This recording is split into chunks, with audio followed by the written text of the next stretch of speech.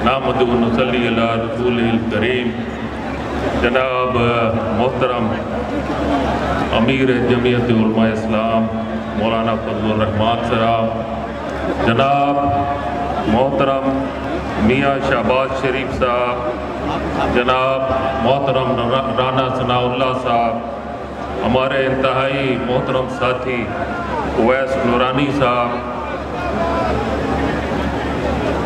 Senator Abdul Karim साहब, मरियम औरंगज़ेब साहिबा, हमारे और भी मोहतरम साथी जो यहाँ पर बैठे हैं, मैं आप सबका और ख़ास तौर पर हमारे इनाम भट्टी साहब और अब्दुल्ला भट्टी साहब का शुक्रगुजार हूँ कि उन्होंने इतना बेहतरीन और ज़बरदस्त प्रोग्राम इतनी जल्दी इस इलाके में मुनक्कद किया।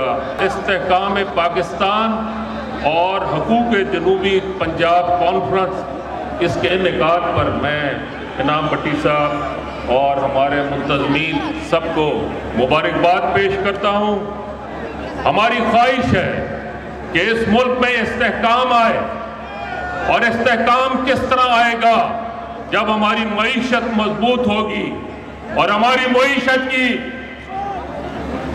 पोजीशन, ये सामने मैं एक ये बैनर देख रहा हूं, 2018 में जो DIP का रेट 3000 रुपए था, आज 2021 में 8000 रुपए है।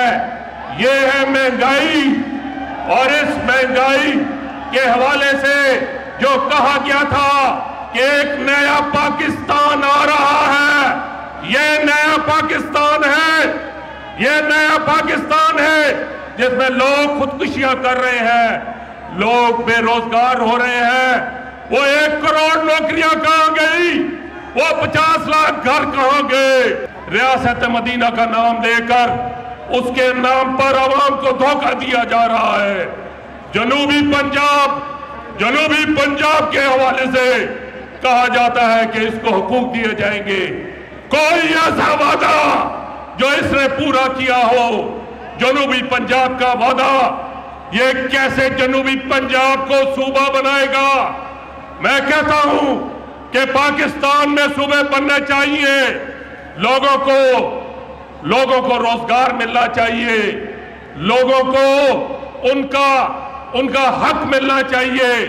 लेकिन ये हुकूमत देने में नाकाम रही है। इस जनूबी पंजाब के अंदर जो बेरोजगारी थी 2018 में, उससे 10 गुना ज्यादा इस वक्त यहां पर बेरोजगारी है। मैं समझता हूं उस बेरोजगारी पर काबू पाने की कोशिश की जा रही थी, बेहतरी की तरफ यह सूबा जा रहा था, पंजाब का सूबा, जनूबी पंजाब के अंदर बेहतरी लाने की कोशिश की जा रही थी।